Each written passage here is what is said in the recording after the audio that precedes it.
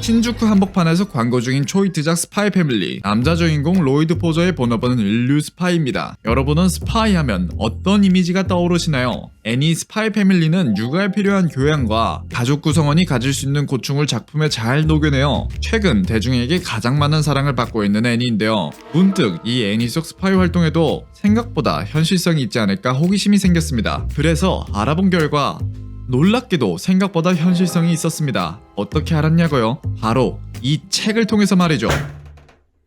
뭐야, 책이래. 호지식해. 광고인가? 나가셔도 괜찮습니다. 허나 이 책의 저자 제이스 헨슨 씨는 진짜 스파이였는걸요. 꽁꽁 묶인 밧줄을 풀어내고 총을 맨손으로 막아내며 손전등으로 수박을 깹니다.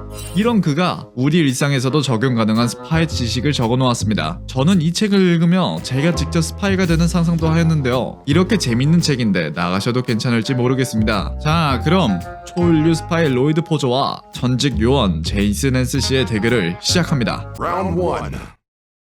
Fight! 첫 번째 대결 주제, 스파이는 정보를 얻기 위해 일부러 인적 드문 곳, 허름한 가게를 이용할까요? 로이드 포저는 미션을 건네받는 장소로서 길가의 벤치, 지하철 노점상, 가게의 유리창 등을 이용해왔습니다. 이에 대해 제이슨 헨슨 씨가 말합니다. 우리는 굳이 허름한 술집을 찾아가지 않습니다. 스파이가 자주 이용하는 흥미로운 장소가 있긴 한데요. 바로 동네 서점입니다. 그곳의 사람들은 모두 서서 조용히 책을 둘러보죠. 정보를 얻기에 좋은 장소입니다. 확실히 로이드 포저처럼 정보를 수집하고 미션을 전달받으면 멋있어 보이긴 합니다. 허나 이성적으로 생각해보면 인적이 드물수록 오히려 눈에 띌지도 모르겠습니다. 나무를 제대로 숨기려면 숲에 숨기라는 격언처럼 말이죠. 1라운드는 제이슨 헨슨 승리. Round 2. Fight!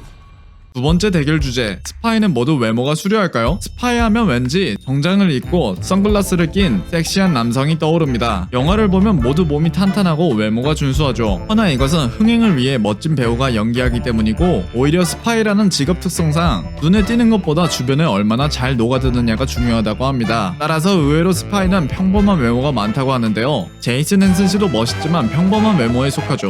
그런데 로이드 포저는 수많은 여성 팬을 형성할 만큼 뛰어난 외모입니다. 이렇게 눈에 띄는 외모임에도 주변에 잘 녹아드는 인류 스파이이기에 2라운드는 로이드 포저 승리. Round 3. Fight! 스파이는 트렌치코트를 즐겨 입을까요? 스파이의 상징 본드맨을 보면 트렌치코트를 입고 있습니다. 그만큼 우리에게 스파이 이퀄 트렌치코트라는 인식이 있는데요. 로이드 포저도 작중에서 몇 번 트렌치코트를 입었습니다. 이에 대해 제이슨 헨슨 씨가 말하길, 트렌치코트를 입는 이유는 임무에 필요한 도구를 휴대하기 안성맞춤이기 때문이다. 허나 트렌치코트는 업무상 쫓거나 쫓기기 마련인데 그럴 때 거추장스럽기 때문에 실제로는 많이 입지 않는다 고 합니다. 로이드 포저를 보면 그저 임무 전달을 받거나 정보 수집을 하러 가기에 도구가 필요 없어 보이는 날에도 트렌치코트를 입는 모습을 볼 수 있습니다. 멋있긴 하지만 프로의식적인 면에서 제이슨 헨슨 씨 손을 들어드리겠습니다. Round 4. Fight!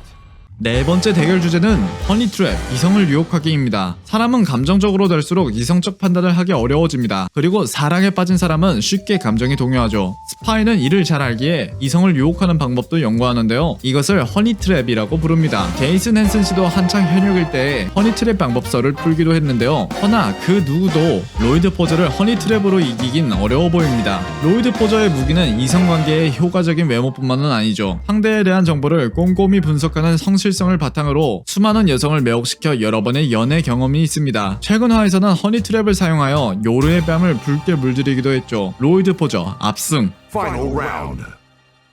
Fight! 마지막은 가장 흥미로운 주제입니다. 스파이가 되면 숨막히는 액션 영화가 매번 펼쳐질까요? 스파이 패밀리의 보는 재미 중에는 로이드의 멋진 액션씬이 한몫을 하죠. 이미 그 모습을 우리는 5손가락에 담지 못할 정도로 자주 보았습니다. 이에 제이슨 헨슨 씨가 말하길, 스파이가 매일 일상적으로 하는 일을 영화로 만든다면 아무도 보지 않을 것이다. 스파이가 되면 자세히 조사할 것이 정말 많다. 상대의 습관이나 행동 패턴을 알아내기 위해 미행도 많이 한다. 하나의 계획을 위해 몇 달, 심지어는 몇 년을 책상 위에서 보내야 한다. 영화처럼 액션씬이 벌어진다는 것은 일이 크게 잘못되었고 최악의 상황에 부닥쳤다는 것이다. 훌륭한 스파이는 자신에게 관심이 쏠리게 하지 않는다 고 합니다. 자, 마지막 라운드의 승패가 결정났습니다. 로이드 포저의 전투력은 어마무시하지만 다툼이 일어난 시점에서 임무가 잘못 흘러가고 있음을 시사합니다. 이번 영상에서 우리는 스파이에 대한 흥미로운 진실을 살펴보았습니다. 그러나 사실 이 책의 핵심 주제는 이것이 아닙니다. 스파이 활동에 사용되는 스킬들이 친구관계, 더 나아가 회사생활, 사업에서까지 효과 효과적으로 적용할 수 있다는 것이 이 책의 핵심입니다. 스파이에게는 정보가 무척 중요합니다. 따라서 정보를 가지고 있는 사람을 찾아 어떻게든 친해진 다음 경계심을 허물고 원하는 이야기를 듣죠. 마치 우리가 믿을 수 있는 상대에게 내면을 드러내듯 말입니다.